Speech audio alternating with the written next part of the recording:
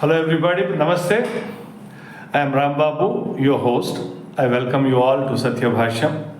If you are listening to Satya Bhashyam for the first time, I request you to kindly subscribe and forward this video after you see it and like it. Today we talk about the decoding of the toolkit, how the articles are being written down by these people and what forces them to write such articles. Today we talk about Rituparna Patgiri, who writes an article about the food and the caste. We will deep dive into that article, which is published in Times of India on the 24th, that is a Sunday of this March 2024. So how do we break up the toolkit? Let us observe it. The first point they would like to talk about is talk about the fault lines in every which way and put the blame of the caste system, which is a reincarnation of the British, which is hardly 110 years old. Then put the blame on the higher caste in general and specifically on the Brahmins for all the faults that lies in the society. Thirdly, bring in the description of the Muslims, the Dalits and the Christians and combine together so that you will be forced to look at a divided India as 50-50. The OBCs and higher class and the Muslims, the Christians and the Dalits on the higher class. Last but not the least, they will definitely do one mention about the capitalism and the worst part of the capitalism. So ladies and gentlemen, let's look at this video and then take the discussion forward. Thank you very much. This is Rituparna Patgiri, who has created an article about digital recreates the social, what pure veg fleet says about caste. So this is one more attempt by the Panchamakas and she is one among them. She has raised three distinct questions about the taboo of going to the commercial restaurants and the commercial establishment for dining. Then she also talks about the impurity related to the caste and how the higher castes are subject to the establishing these taboos. And last but not the least, she talks about the higher classes going to the pure veg joints.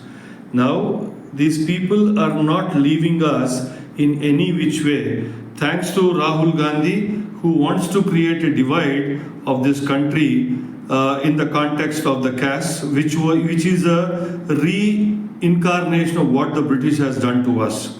All this is in the response to the Zomato's, Goyal's response of creating vegetarian and the non-vegetarian delivery systems. I'm sure you have seen this article. If you find time, I request you to go ahead, read the article and find out what I am trying to say and what is your observation about the same. So ladies and gentlemen, let's look at it. The concept of India is not just on the caste lines, which the British felt that they could rule it by dividing us into whatever categories, and they have enlisted almost like 2,000 castes and subcastes. They also have invented something called as scheduled caste, scheduled tribes and other categories. What they have forgot is the idea and the concept of Bharath is divided into this vast land by 6 seasons. In the 6 seasons, there are 2 seasons where across India, people take to a long fast and a long penance. Not only that, if you get into the food habits of the Indians across the world, we are eating around 3 kgs of meat per head per year, which boils down to almost like 8 grams of meat or the non-vegetarianism. Hong Kong rates the highest at 137 kgs per head per year. So this is one way of looking at India where only 3 kgs per capita has been established. Second thing is this lady, Rituparna, talks about the higher caste always talk about the vegetarian food, and they take pride in getting into the only vegetarian restaurants, which is again a fault line which she has to correct herself. That India, if you see, Rajasthan boasts of highest vegetarianism, which is almost like 68-69%. And all the 69% are the people who have not eaten fish, meat or chicken in their lifetime. And then comes of Haryana, which is close to 68% of the total population who claim themselves to be vegetarians. Punjab stands third at 61%, where all the 61% Punjabis have not eaten meat, chicken or fish. Followed by Madhya Pradesh and UP standing at 50% and 45%. So this is the first line of demolishing her argument about the caste and creed.